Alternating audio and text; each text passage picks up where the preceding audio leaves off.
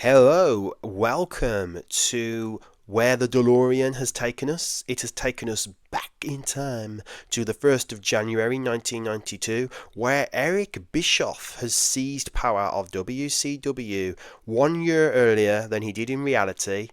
And Kip Adam Frey is no more. The less said about him, the better. That's probably the last time we'll mention him on this video.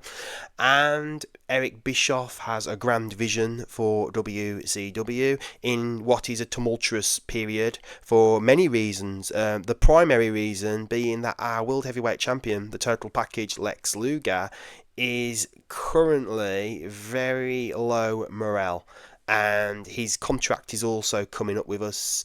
In reality, Lex Luger wasn't long for the promotion, and I think that could be the case for us going forth with this save in this alternative timeline. So Lex Luger, we will definitely try and get him to do, the one final match with us if we can't keep him, because obviously I will make efforts to keep him. But if we can't keep him, the question is who is going to be the man to take the championship from Luger, and you would have to think that that man is a man called Sting, who is our franchise player. He is leagues above everybody else in terms of popularity right now, and we will definitely be steering the ship towards Sting challenging Lex Luger for the championship at Super Brawl 2, which is coming up in February. And that is definitely, I'm not going to stray from reality. We are definitely going to go towards Sting and Luger. And looking at our champion screen again, so we've already just looked at our world champion Lex Luger. Our light heavyweight champion is a guest from one of our relationship promotions, New Japan Pro Wrestling, and that's a relationship I definitely want to keep and utilise heavily. Jushin Thunder Liger is our light heavyweight champion after winning it from Brian Pillman at the very end of 1991. And Flying Brian Pillman will definitely be looking for a rematch with Jushin Thunder Liger as our story begins in WCW 1992. So we should get some exciting things from Liger and Pillman in the beginning stages of our year. Our United States Heavyweight Champion is Ravishing Rick Rude, a member of the Dangerous Alliance. That's a group we will discuss momentarily. Ravishing Rick Rude is definitely going to be in the forefront of a lot of happenings here in WCW, as will the Dangerous Alliance in general. Our United States Tag Team Champions are the Young Pistols, Steve Armstrong and Tracy Smothers. They won those titles from Todd Champion and Firebreaker Chip in November of 1991. And we've already looked at our world champion. Our world tag team champions are Ricky Steamboat, the Dragon, and the Natural, Dustin Rhodes. And they won those titles from the Dangerous Alliance duo of Arn Anderson and the Cruncher Larry Sabisco. And they are definitely going to be in the sights of the Dangerous Alliance, who are looking to get those World Tag Team Championships back in their camp. Whether that is sending the team of Arn Anderson and Larry Sabisco again, or it's a different combination of Dangerous Alliance members, because there's also Beautiful Bobby. We shall see.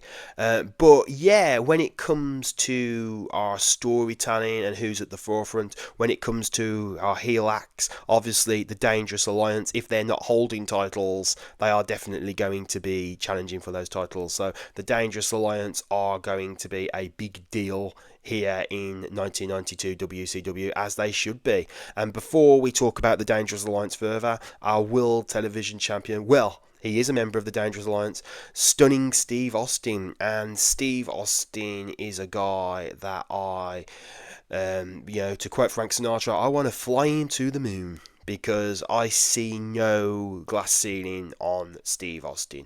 This is a guy that I want to take beyond stunning, and I hope we have him for years and years to come and make him a centerpiece of what WCW is going to be. And I will talk about what WCW is going to be in my vision. Kayfabe, Eric Bischoff's vision. But before we do that, let's look at our stables and talk about the Dangerous Alliance. Look at that lineup. In my opinion, one of the greatest stables of all time.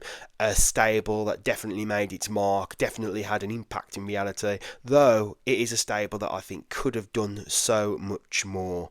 Look at this lineup again. We've got the mastermind of it all, the mouthpiece Paul E. Dangerously. We've got ravishing Rick Rude. We've got the enforcer Arn Anderson, beautiful Bobby Eaton, the cruncher Larry Sabisco, stunning Steve Austin, and let's not forget Medusa. And speaking of Medusa, we do not have a women's division here in WCW right now. In reality, let's face it, WCW was never really known for a great women's division. I know they attempted to establish one around 95, 96, and there was some matches, and then towards the tail end of the company, but its women's division was not something it was known for. That is something that I definitely want to stray into a different direction with in our alternative timeline, because I definitely want to establish a women's division here in our version of WCW. It won't be something that I'm going to do straight away, though. If we can establish some relationships with Joshi companies, there is a lot of talented women that we can utilise, and that is definitely something that will be on the cards to do. And another stable we have is the Diamond Mine, led by DDP, and we have the Diamond Stud and Vinny Vegas, and hopefully we don't lose Diamond Stud and Vinny Vegas to Titan, because these are two guys that I would like to stay with WCW and really build and make something of. And let's go and look now at our start. Well, no, I'm not going to show you the starting storylines because I don't want to spoil things to come. However, I will say that the big storyline is obviously the Dangerous Alliance, causing trouble for all of our big names. Troubling Sting, troubling Ricky Steamboat, Dustin Rhodes, Barry Windham, people like that. And that is going to be the big story that the show revolves around. Our starting shows, we have Power Hour, which will be our first show, I believe, and we also have World Championship Wrestling, and we have Main Event. And looking at our roster, let's have a look at some of the key players here. So guys like Barry Windham. So Barry Windham, in reality, his time as a top name had probably peaked, it's fair to say. Though, look at his momentum, still hot. And I think he is somebody that we can definitely do some good stuff with. And then there's guys like Tommy Rich, who, again, Thomas Rich here, York Foundation, Alexandra York managing him. But we could perhaps revitalise him, relight the fire. There's probably still things we can do with somebody like Tommy Rich. Then we look at the Great Muta, guest from New Japan Pro Wrestling, and he is somebody that I don't know how many appearances we've got left of him. I think 1 or 2 maybe, but if we can keep bringing Muta in, we're going to keep using the Great Muta and many other talents from New Japan Pro Wrestling as well. So regarding the vision that I have for WCW, as Eric Bischoff, of course, keeping kayfabe, it is to modernise the product, though I don't want to lose the identity of WCW. I don't want this turning into a rock and wrestling rehash and becoming Hogan and Friends, cartoony, like 1994 and 1995 WCW looked like before they caught lightning in the bottle with the NWO. No, I want to keep this as a wrestling company where the focus is on the in-ring action, and it is like it is presented like a legitimate sporting competition and not a circus. Now, if time goes on and we do get the possibility of signing big name players from the WWF, like your Hulk Hogan, like your Macho Man Randy Savages, like your Ultimate Warriors, people like that, that is a bridge that I will cross at the time. But that's not a direction that I plan on going, I will say that. And I definitely want to focus on building our own stars instead of relying on hiring guys from the WWF There are some talents from the WWF that I would love to sign up. I won't say who they are right now, but they are, you can probably guess, they are guys that would really fit the vibe of what I want WCW to be with their in-ring talents and their approach. The WWF has got a few guys that I think would be better utilised here in WCW. I'll throw a couple of names out there actually. I'll throw out Bret Hart. I'll throw out Mr. Perfect Kurt Hennig. People like that. Those are the kind of talents that I would like to bring in if given the opportunity. I want to improve our TV presentation and branding and our expansions going further national and eventually international, and we shall see what can happen there. And also, I want to keep Sting on our books, and hopefully, with his loyalty, we won't risk losing the Stinger, because Sting is definitely the man that I want to make our top face for a long time to come. Though bubbling just under, we have the Dragon, Ricky Steamboat. So if Sting ever did get injured, Ricky Steamboat is somebody that we can rely on there.